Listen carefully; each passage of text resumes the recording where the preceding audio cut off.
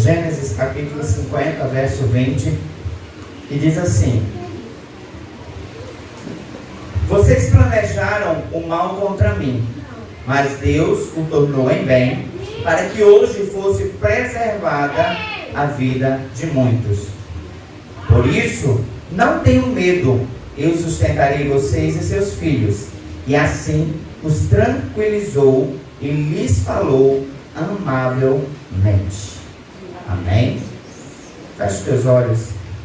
Pai, nós te louvamos, nós te bendizemos por esta noite, pela tua palavra, pelos cânticos que foram ministrados, pelo tempo na tua presença. E pedimos, Senhor, que nesta oportunidade, mais uma vez, a tua misericórdia nos alcance. Que a tua misericórdia se utilize na minha vida para que tanto a mim quanto a sua igreja neste lugar possam ser alcançados pela tua palavra. Palavra que transforma, que restaura, que nos coloca, Pai, de volta no prumo da tua vontade. É palavra grandiosa de poder. Pai, que o Senhor ministre aos nossos corações. Fale conosco. Nós choramos em nome de Jesus. Amém. Podeis assentar? Eu queria que nessa noite nós pudéssemos pensar um pouco sobre as nossas vidas. As nossas vidas, elas são sempre feitas de contrastes. Dias em que nós estamos vivendo bonança, dias que nós estamos vivendo dificuldades, dias em que está o dia mais ensolarado, outros dias nublado, chuvoso. E assim como as estações do ano, nós vivemos de fases, de momentos, de tempos. Quando nós olhamos para a nossa realidade de vida, para aquilo que nós vivemos diariamente, é muito fácil, quando nós olhamos para tudo isso, delinear os dias em que estivemos melhor, mas os dias que também vivemos dificuldades. Há poucos dias eu estava comentando e eu dizia como eu estou desejoso que 2025 encerre. E um ano que aparentemente tiveram coisas tão grandiosas acontecendo na minha vida, mas que o ano difícil. Mas isso é a vida. Isso é a rotina, a roda da vida. Em dias em que nós estamos mais acima, em dias que estamos abaixo, em dias em que estamos vivendo coisas que nos fazem alegrar, regozijar, dias em que nós celebramos, dias em que nós estamos reunindo amigos para comemorar alguma coisa, mas também dias em que nos escondemos em nossos quartos e ali nos aquietamos e por muitas vezes apenas queremos ficar só, quietos. E foi refletindo sobre isso que eu pensei no sermão para essa noite. Utilizando a vida de José, nós sabemos bem o contexto de toda a história desse homem. Um homem que nasceu em uma família aparentemente organizada, pai, mãe, filhos, irmãos. Aparentemente as coisas tudo dentro do seu contexto natural, não era uma família onde tinha um pai envolvido com alcoolismo, ou uma mãe que tinha vivido a condição de ser maltratada pelo seu relacionamento, não, mas uma aparente condição de bem-estar. Mas José nasce em uma família em que ele já vive todo um contexto de competição, onde havia ali Raquel em uma luta constante de querer dar filhos a Jacó, para que ela pudesse ter o seu sonho, a sua maternidade concretizada, e ali naquela busca, é a realidade que José nasce. José nasce da mãe, que era a esposa mais amada de Jacó, e agora José já não é mais um dos irmãos, é o irmão, é o filho. É aquele que não escolheu estar naquela condição, mas era a realidade. Jacó pega e começa agora a trazer um destaque àquele filho. O que ele faz? Compra uma túnica de várias cores, que se destacava dos seus irmãos, e dá a José. E José agora, inocentemente, até que se diga o contrário, andando para lá e para cá com sua roupa, desperta ciúme nos irmãos. E agora é aquela briga. José é preferido. Eu estava até assistindo há uns dias atrás uma cena da novela da Record que fala sobre José, e uma das cenas é justamente o pai chamando os filhos à mesa, e ele diz: José, vem cá, senta aqui, você tem um canto especial. Isso começa a instaurar uma crise no meio da família. Mas irmãos, o que eu queria que nós pudéssemos pensar é sobre José. José, ele vivendo esse contexto de dificuldades, ele não se permite ser levado pelas circunstâncias da sua vida a um ponto de se lamentar, de se lamuriar, de se achar o pior verme de todas as coisas, aquele que não valia nada, mas ele começa a viver um dia de cada vez. Um dia em que os irmãos se lutam contra ele, um dia que ele está com o pai, um dia que os irmãos brigam, um dia que as coisas aparentemente estão bem, mas essa era a vida de José. José vai até o campo, é levar comida para os irmãos. Os irmãos pegam José, colocam ele dentro de uma cova, intentam matar, de repente tem um plano melhor, vamos vendê-lo como escravo. José é vendido como escravo, e aquilo parece ser um novo caos na vida de José. E agora José, que era filho, agora José, que era aquele que era o preferido do seu pai, é escravo no Egito. A roda de José está lá embaixo. Mas o que José faz? Glorifica a Deus. Da casa de Potifar, José agora começa a viver uma vida em que ele pega a circunstância negativa e ele diz: não vou me deixar ser levado por ela, e eu vou me dar na melhor condição aqui. Vou glorificar a Deus. E Potifar olha para José: José, esse homem, esse escravo é diferente. Esse escravo tem uma coisa particular nele. José se torna senhor da casa do seu feitor. A roda estava lá em cima. De repente, aparece uma enviada, a mulher de Potifar. E agora aquela mulher começa a se apresentar, seduzindo a José, querendo levar à cama. Amém? Querendo levar à cama. E aí, José olha e diz: não, o Senhor me cuidou até hoje, eu vou agora negar o Senhor? Não. José foge. E a roda de José começa a descer de novo. Potifar, naturalmente é assim que normalmente os homens fazem. Acredita na mulher, ou pelo menos bota fé na mulher. José vai para a prisão.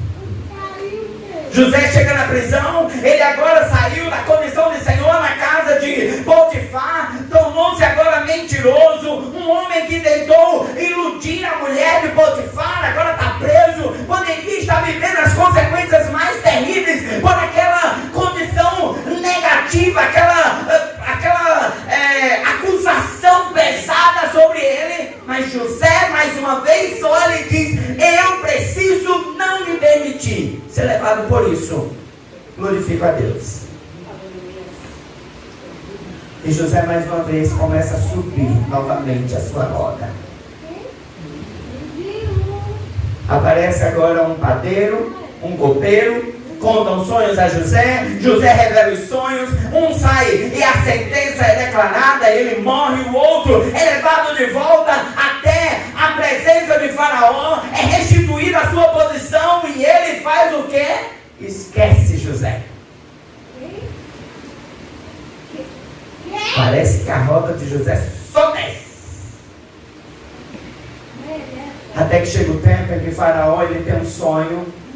O copeiro se lembra de José, leva José até Faraó, revela o sonho e José agora não é mais escravo, não é mais prisioneiro, não é mais o filho de competição, ele agora é governador do Egito.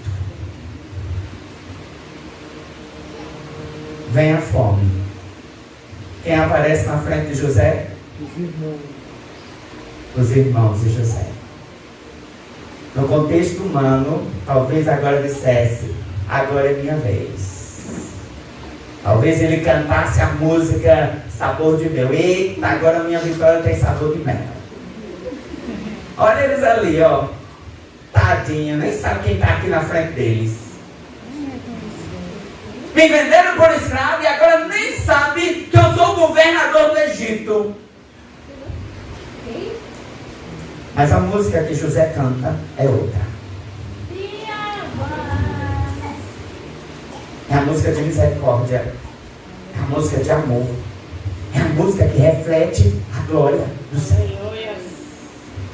José agora parte para uma condição de olhar para toda aquela situação e entender que em todas essas coisas, apesar de a vida ser dessa forma, um dia ele está em cima, outro dia embaixo, as condições às vezes boas, às vezes negativas, José entendia que em tudo há um propósito, há uma razão, há um motivo para que cada coisa aconteça nas nossas vidas.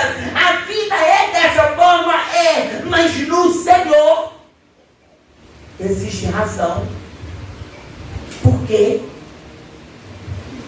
O contexto de José era um contexto em que constantemente parecia que a sua roda estava todo o tempo girando, um dia embaixo, outro dia em cima, e essa era a realidade. Mas a verdade é que José entendia que havia um trabalhar do Senhor.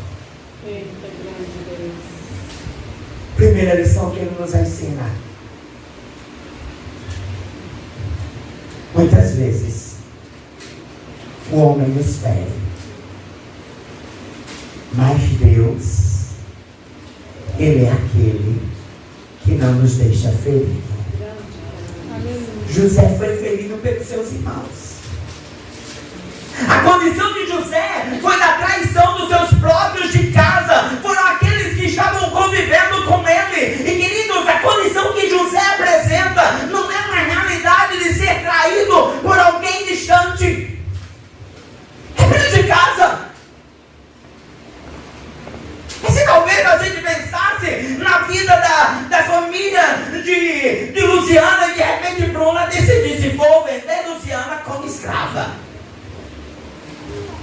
Vou me levantar contra Luciana. Você já parou para pensar o tamanho dessa dor? Você já parou para pensar o que é você ter os seus de casa levantando-se contra você? Essa era a realidade de José. José estava vendido como escravo. Venderam ele por 20 moedas de prata.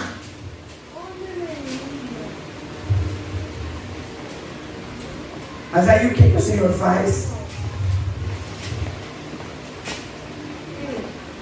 O Senhor levanta o improvável para que José pudesse ser mantido de pé. O que o Senhor nos ensina é que nós, por muitas vezes, vamos ser feridos, mas em nenhum momento seremos desamparados. O Senhor, Ele é aquele que levanta as improbabilidades deste mundo para que nós venhamos ser mantidos mantidos. Irmãos, a gente por muitas vezes está esperando que a nossa confiança, a nossa firmeza, ela esteja nas coisas prováveis.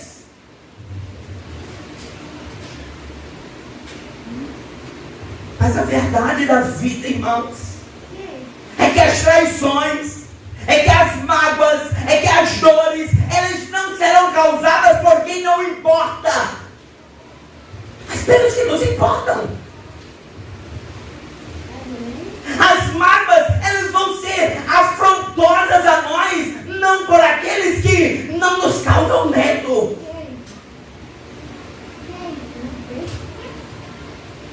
Nós, por muitas vezes, estamos imaginando uma vida de relacionamento com os nossos irmãos, como se temos aqui um bando de anjinhos.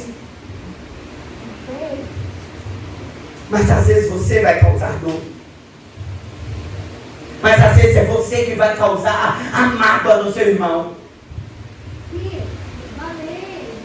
Mas às vezes é você que vai ser afetado pelo comportamento contrário do outro.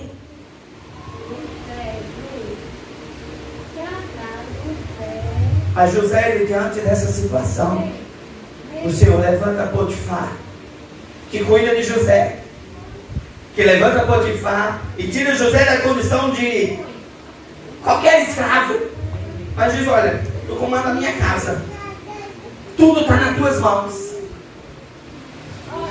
Era um tempo de fôlego, era um tempo para que José pudesse respirar naquela situação adversa. Aquilo não mudava o quadro de José, mas aquilo dava um fôlego a José.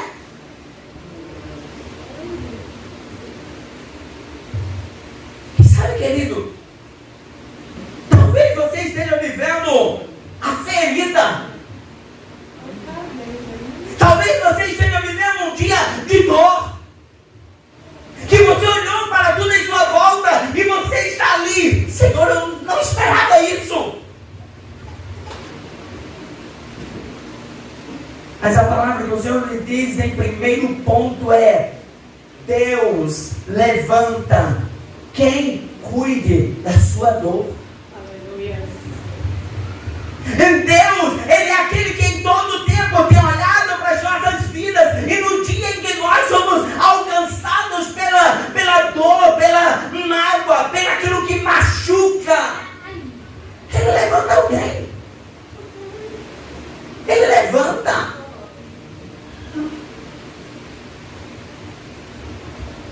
Esses dias eu estava visitando a nossa irmã Catiúcia, que está vivendo dias tão difíceis. E a gente eu olhando particularmente, olhando para todas as necessidades. E naturalmente, por tantas vezes a gente espera, como ela certamente espera, de pessoas que pudessem ajudar.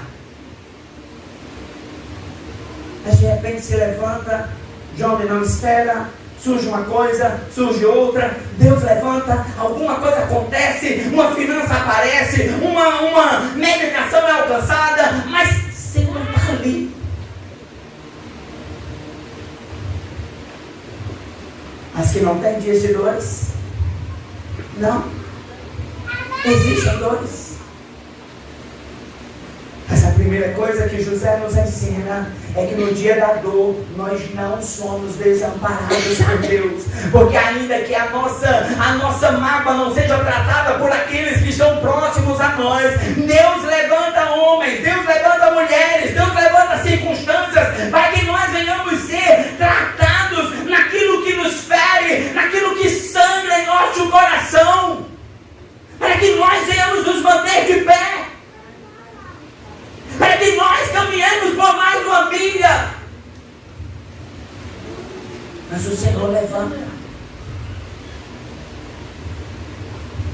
Sabe, querido, eu não sei o que te machuca. Eu não sei qual é a mágoa que você tem vivido, qual é a dor que você tem enfrentado. E talvez a sua pergunta nessa noite seja: Deus, olha quem fez. E a resposta que o Senhor está lhe trazendo nessa noite: olha quem tenho levantado. Lembra quando Elias está lá no monte orando e o Senhor, e ele disse: Senhor, eu prefiro morrer, estou sozinho. E o Senhor olha e diz: Elias, volta. Você não está só. 7.000 homens estão orando por sua vida. Você não está só. A sua dor não está sendo vivida só. Alguém tem levantado, alguém tem sido despertado pelo Senhor para orar, para clamar por tua vida. Alguém tem sido levantado pelo Senhor, tem sido incomodado pela presença do Espírito, para que você possa estar de pé. Para olhar para a sua vida, queridos. Para fazer uma reflexão do que você já passou. Mas você está aqui hoje de pé. É porque você é capaz sozinho? Não. É porque Deus levanta. Deus levanta circunstâncias. Deus levanta palavras. Deus levanta meios em que você é tratado naquela condição. Por mais que ela não mude, mas Ele faz com que você seja moldado nos seus sentimentos a ponto de: vou conseguir. Vou ficar de pé mais um tempo. Isso é o que acontece com José. Uns ferem, mas Deus usa outros para curar.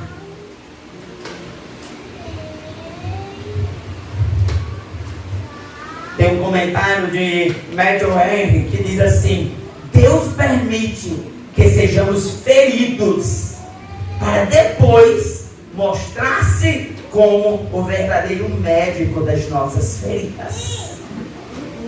Ele permite, mas Ele é o mesmo que cura. José viveu isso. Outro sentimento que José viveu a rejeição. José foi rejeitado dentro da sua própria casa. José foi rejeitado pelos seus próprios irmãos. Mas de repente o que Deus faz?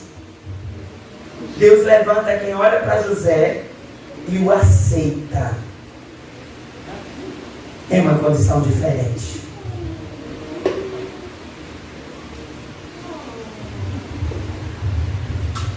Deus levanta. Deus levanta meios, Deus levanta circunstâncias, Deus faz com que as coisas estranhas elas possam se tornar reais nas nossas vidas e mostrar que existem pessoas que nos olham diferente. Irmãos, você já parou para pensar que nós temos uma facilidade de olhar para aqueles que nos fazem mal? A gente tem uma facilidade, irmãos. Eu estava conversando há alguns dias atrás e como é fácil nós começarmos a listar tudo que nos faz mal. É porque fulano fez isso, porque fulano fez isso, porque fulano fez isso, porque aconteceu isso, porque deveria ser assim, porque foi de outro jeito, porque a gente faz. Mas José estava vendo que naqueles dias de caos, Deus estava levantando pessoas que ouviam diferente de como seus irmãos sofriam. Diferente.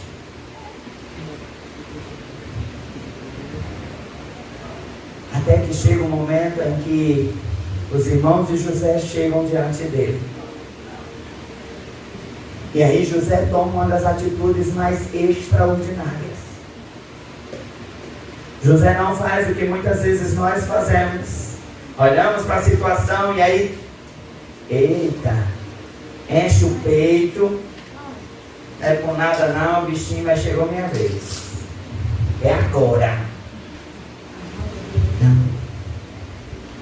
E José até teve ali uma infladazinha no coração, né? Porque José olha ali, meus irmãos, sai, pega uma peça deles, bota lá o caneco de ouro lá dentro do saco dos irmãos, bota, faz aquele.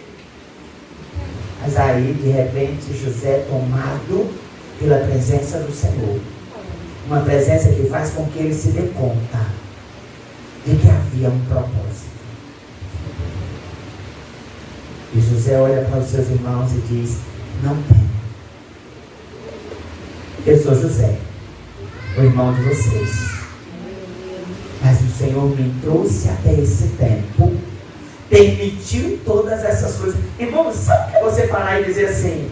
Ó, deixa eu dizer uma coisa a você. Vocês pensavam que estavam fazendo mal. Um bom não era. Mas vocês eram ferramentas na mão de Deus. Deus tinha propósito. Sabe, irmãos, a gente precisa entender que as nossas vidas, elas são dirigidas por Deus. E se elas são dirigidas por Deus, todas as coisas acontecem por propósito. Ou seja, tudo que nós vivemos, a mão de Deus controlando todas elas. Um dia difícil, as pessoas que se levantam, as circunstâncias adversas, Deus está no controle. E eu preciso glorificar a Deus. A ponto de olhar para tudo e dizer: o Senhor fez tudo isso. O Senhor fez tudo isso. Foi o Senhor que me fez vendido por escravo. Foi o Senhor que me fez chegar à casa de Potifar. Foi o Senhor que me fez ir à prisão. Foi o Senhor que me fez ser esquecido. Mas havia um tempo para o Senhor pegar tudo isso e transformar em um dia de glória.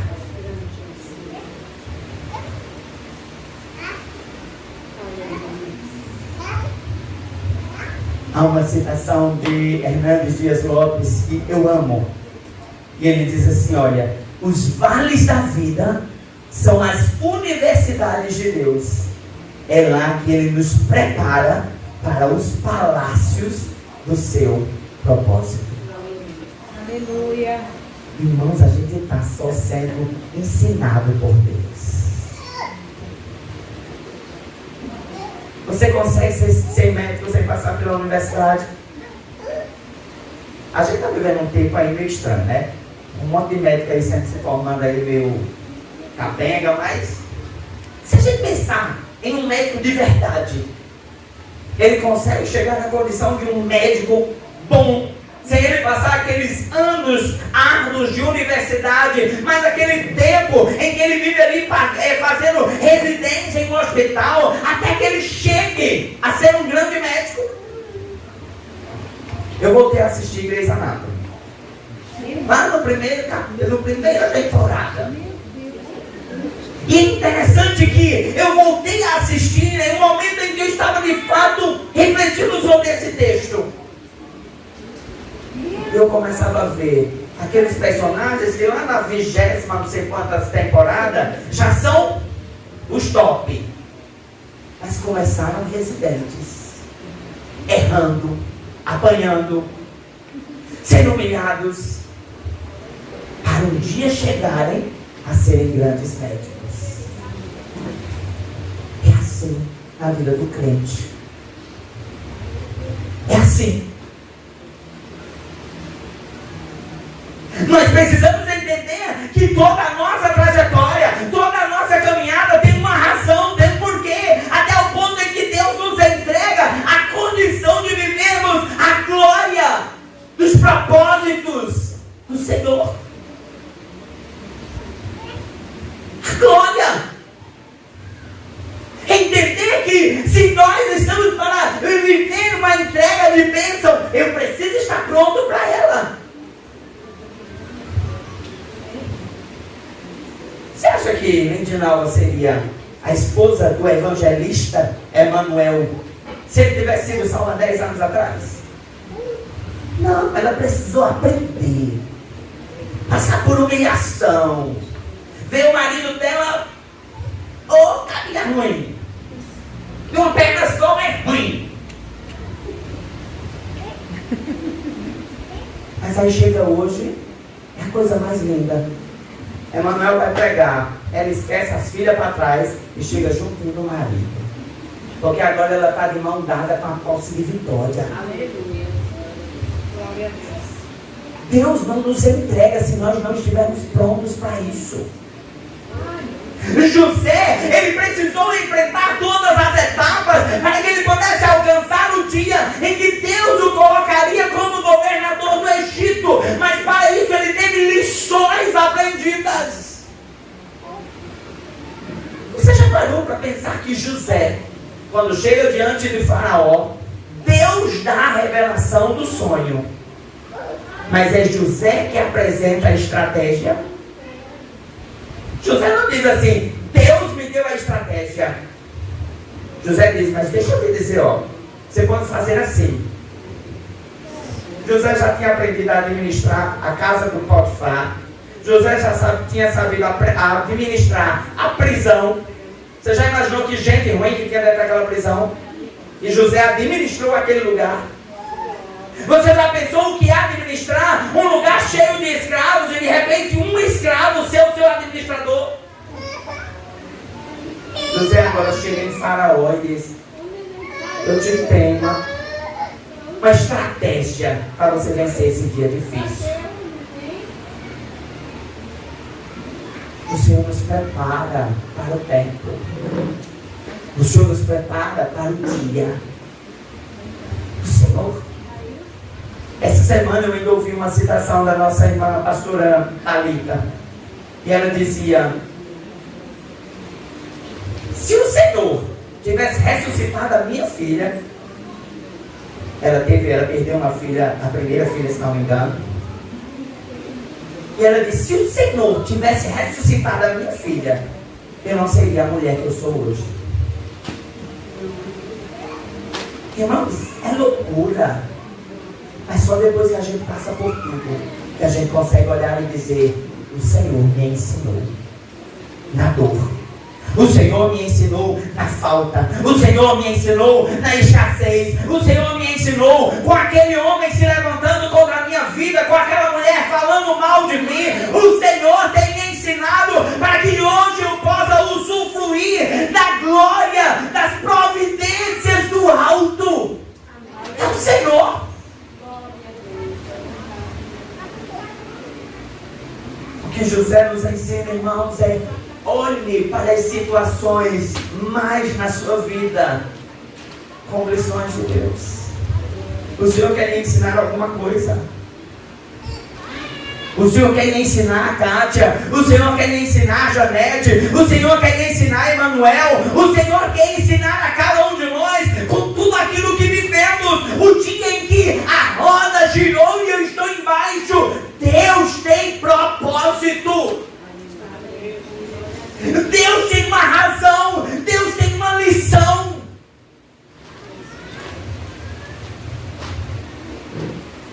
Hernandes fala tanto da pedagogia do Senhor. E essa é a pedagogia. Nós temos aqui professoras. É fácil os primeiros anos de uma criança? Não é. E é engraçado, né? Porque elas chegam para a lição, eu olho e digo, misericórdia, Noemi não ensinou nada a esse menino. Que ô letra, não estou entendendo nada. Aí Noemi olha e diz, olha que lindo, olha para esse A que ela fez. Vocês estão aí? Mas é assim que Deus nos vê. Deus olha para nós e diz, olha que glória. Olha que extraordinário, olha esse A que a Eliane fez. E a gente olhando e diz, misericórdia, a Eliane está escrevendo A. Mas porque o Senhor olha lá na frente, na conclusão da universidade, onde está lá recebendo o diploma. Mas você já parou para pensar que teve uma base? Emanuel é arquiteta que é hoje porque do nada aconteceu? Não, alguém ensinou lá atrás. Luciana é a missionária, a pregadora da palavra de hoje por nada? Não. Lá atrás, Socorro e Magali, tiveram que pagar o dobrado para ensinar a palavra a Luciana. Porque a Luciana era atrevida, viu? Aí um pouquinho, né? A Luciana, não. Mas aprendeu. Hoje, irmã Fátima pode olhar para a Luciana e dizer: olha que filha eu tenho. Aleluia. Mas foi fácil? Não, irmãos. O que José está nos ensinando com a palavra de hoje é que nós precisamos entender que tudo em nossas vidas há um propósito de Deus, há uma lição aprendida, há uma razão, motivo, para que nós venhamos entender que para chegar lá na frente, para chegar no propósito maior, eu preciso passar por todos eles para ser moldado, ensinado, trabalhado. O apóstolo Pedro é uma das nossas maiores referências disso. Pedro para e diz: ei, Senhor, ninguém toca em ti não. De repente o Senhor está sendo levado preso, e quem é que está negando Jesus? Pedro. O Senhor olha para Pedro e diz: Pedro, apacenta as minhas ovelhas. Quem é que está lá mais na frente brigando com Paulo? Pedro. Mas deixou de ser apóstolo do Senhor? Não, porque Deus estava ensinando, Deus estava moldando, Deus estava trabalhando para que chegasse ao dia em que ele seria reconhecido como o apóstolo chorão, que olhava para os filhos e dizia assim: meus filhinhos. Irmãos, é você pensar em alguém bruto, agora, ei, vem cá, filhinho. Mas é o que Deus faz, irmãos. Você pode estar vivendo dias de dores, você pode estar machucado, você pode ter chegado nessa noite com um quadro extremamente doloroso. Talvez você chegou nesse lugar nessa noite esperando que algo diferente acontecesse. A palavra que o Senhor tem para a tua vida é: aprenda com o dia da dificuldade, com o momento da dor, com a aflição, porque há propósitos maiores, mas é para o tempo determinado por Deus. Mas há uma lição. Há uma lição. José olha para aqueles irmãos, aquela família, depois que o pai dele está morto, ele diz: não fiquem preocupados, eu vou cuidar de vocês.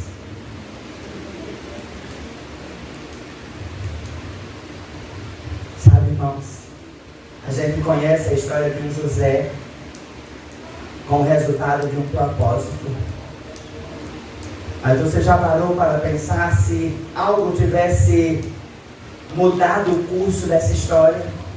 E José fosse livre da escravidão antes de chegar ao Egito? Talvez José chegasse e dissesse: vem cá, pai, olha o que meus irmãos fez. Mas José foi moldado para olhar para os seus irmãos e dizer: não tenham medo, não há vingança em meu coração, mas há o entendimento de que o Senhor fez todas as coisas. O Senhor fez. O Senhor fez quem você é. O Senhor tem feito o seu dia. O Senhor tem feito cada situação. Mas o Senhor tem estado ensinando. Eu trago de volta a citação de Hernandes. O Senhor está ali nas cadeiras da universidade, lhe preparando para o dia em que você receberá o canudo, com o diploma e levando ao propósito final. Olha o nosso propósito final, irmãos. é vivermos em tudo para a glória do Senhor. E a glória do Senhor é o céu. É onde nós veremos o cumprimento de todas as coisas. Você já imaginou você nadar e morrer na praia? Não. O Senhor está nos ensinando a nadarmos e chegarmos do outro lado vivos, de pé, e dizendo: tomei posse da vitória. Fazer como o apóstolo Paulo dizendo: encerrei a carreira, mas aqui a minha fé está guardada.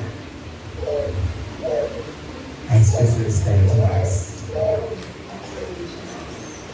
Porque o Senhor fala, ministra aos nossos corações nessa noite. A sua dor não é vã. Há um propósito. A vida é assim. A vida é desse jeito. Dias bons e dias difíceis. Mas no Senhor, esses mesmos dias bons e dias difíceis nos levam a algo muito maior. Ao propósito. Ao propósito. Você consegue pensar qual é os projetos que você tem sonhado diante do Senhor? Eu me lembro muito da citação que Tony comenta sobre a mulher que ia para a igreja, orava pelo marido, mas ela saía para a igreja de mão dada com ele, com o vento, com a alma, com nada. Mas quando questionada, ela dizia: eu apenas estou confirmando que um dia ele vai estar aqui, de mãos dadas. Até o dia que ele chega e diz: eu hoje vou para a igreja. É assim, irmãos. Qual é o propósito da sua vida? Qual é? Quais são os sonhos? Quais são os ideais? O Senhor está te ensinando para o dia certo. Vamos ficar de pé.